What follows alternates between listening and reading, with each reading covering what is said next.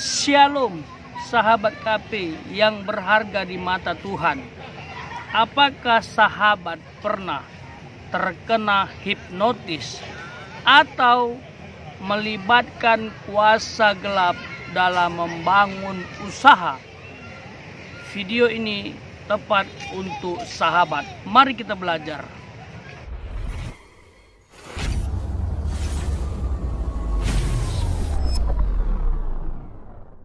Pak Daud, kan Pak Daud pernah beritahukan tentang info hipnotis dalam alam roh itu gimana, Pak? Hipnotis alam roh itu kan bisa lewat mimpi, jadi melalui alam bawah sadar waktu tidur, dua bisa melalui telepon, atau melalui media yang berupa namanya kekuatan batin. Kekuatan batin, wah. Berarti bisa lewat telepon orang terhipnotis, Pak, begitu? Bisa. Bahaya, Pak Daud ya. Kelemahan hipnotis kalau dicuekin tidak diperhatiin, Thomas. Dan tidak terbawa sugesti. Misal Pak, prakteknya bilang halo, hanya baru bilang halo itu bisa langsung terhipnotis nggak Pak? Tidak. Biasanya itu nawarkan jasa, nawarkan barang dulu. Oh. Misalnya jasa apa Pak? Jasa penjualan begitu Pak ya? Iya. Supaya kebawa namanya sugesti. Oh, berarti bahaya juga ya Pak Daud ya? Bahaya. Nah, cara menangkalnya gimana Pak Daud? Dicuekin, jangan digubris. Dicuekin ya. Gini, Thomas. Iya Pak Daud. Kalau masalah rohani, kita harus beriman. Betul. Kalau masalah bisnis, harus logika. Harus logika, betul Pak Daud.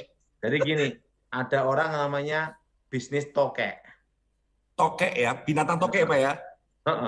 Nah, itu banyak hal yang itu kan tidak masuk akal, tidak logika.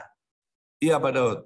Makanya saya tentang tokek kan enggak mau. Bisnis tokek itu. Akhirnya jadi apa? Nunggu tekek.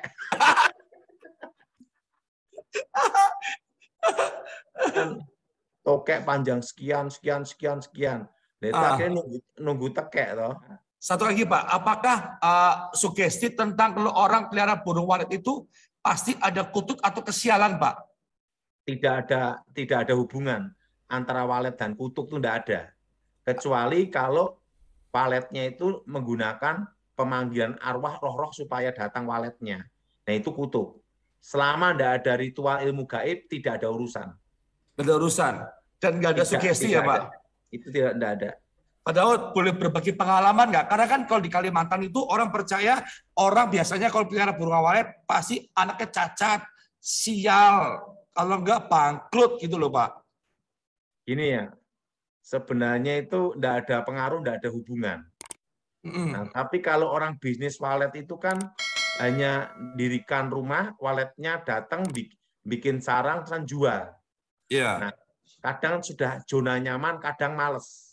Terutama anak-anak cucunya, nongkrong aja gue dapat duit kan gitu. Ya. Nah, itu menjadi hal yang tidak baik. Nah, itu dia sahabat. Bagaimana menurut sahabat? Jikalau ada pendapat, isi di kolom komentar ya. Jadi, hipnotis itu banyak model ya. Ada yang tradisional, bahkan ada yang modern dengan menggunakan HP. Jadi hati-hati ya. Jangan sampai kita terjerat menjadi korban. Tips dari saya, jikalau ada orang yang tidak terlalu kita kenal, biasa saja, tidak usah terlalu ramah ya, atau membuka diri dalam berkomunikasi, karena ini bisa menjadi jembatan hipnotis itu masuk kepada sahabat ya.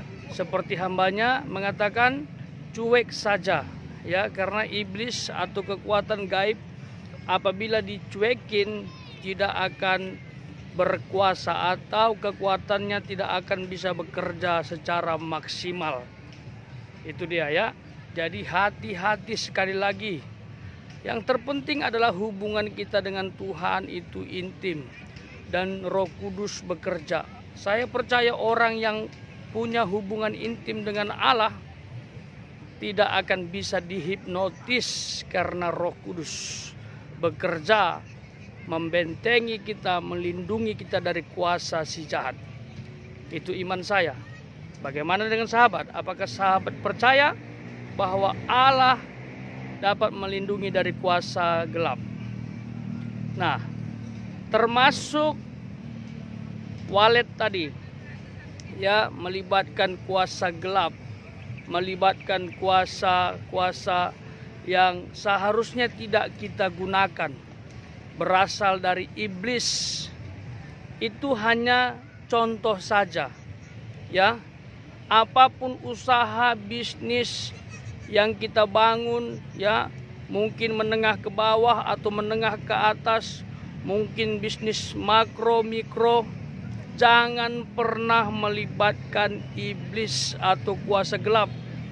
Jangan pernah menggunakan jasanya. Sekali lagi saya tekankan, karena ini berbahaya. Mungkin nanti bisa menghasilkan, mungkin nanti bisa membuat sahabat kaya, tetapi jikalau sahabat menggunakan jasa iblis, kuasa gelap, tidak gratis. Ada imbalan, ada tumbal yang harus kita siapkan untuk membayar itu semua. Sekali lagi, iblis tidak akan memberi secara gratis. Hanya Allah yang gratis memberikan keselamatan bagi kita. Cukup dengan percaya terima Yesus lahir baru. Itu. Jadi jangan buka celah bermain-main dengan kuasa gelap. Dan bukan sampai di situ saja. Ya. Ada kutuk yang mengikuti, kutuk yang berbahaya sampai kepada anak cucu. Jadi kalau kita menggunakan jasa kuasa gelap, anak cucu kita nanti menanggungnya, termasuk kita yang melakukannya. Orang yang hidup dalam kutuk berbahaya, ya, hidupnya akan mengalami kesengsaraan. Sekalipun sahabat kaya atau orang yang mengandalkan kuasa gelap kaya, ya, tetapi dia tidak akan bisa menikmatinya dengan baik.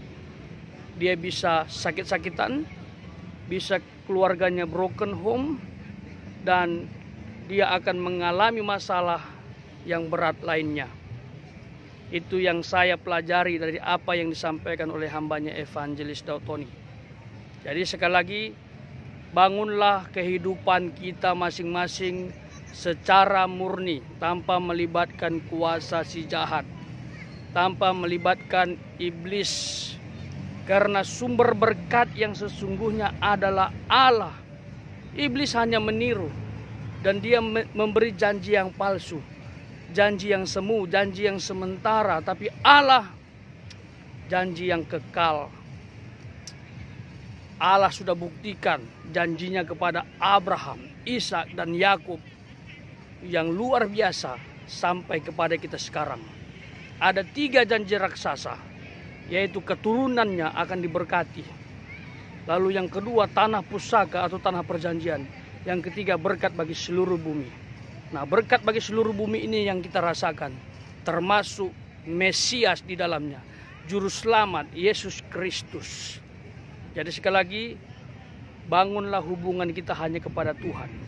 Dalam hal apapun, ya, berhadapan dengan kuasa kegelapan, kita tidak akan bisa ditembusnya. Kita harus percaya ini, termasuk membangun usaha. Bangunlah usaha sekali lagi di dalam Tuhan, bersama Tuhan. Kalau itu yang kita lakukan, pasti saya percaya hidup kita menjadi saluran berkat. Diberkati untuk menjadi berkat. Ini saja yang bisa saya bagikan. Semoga memberkati kita semua.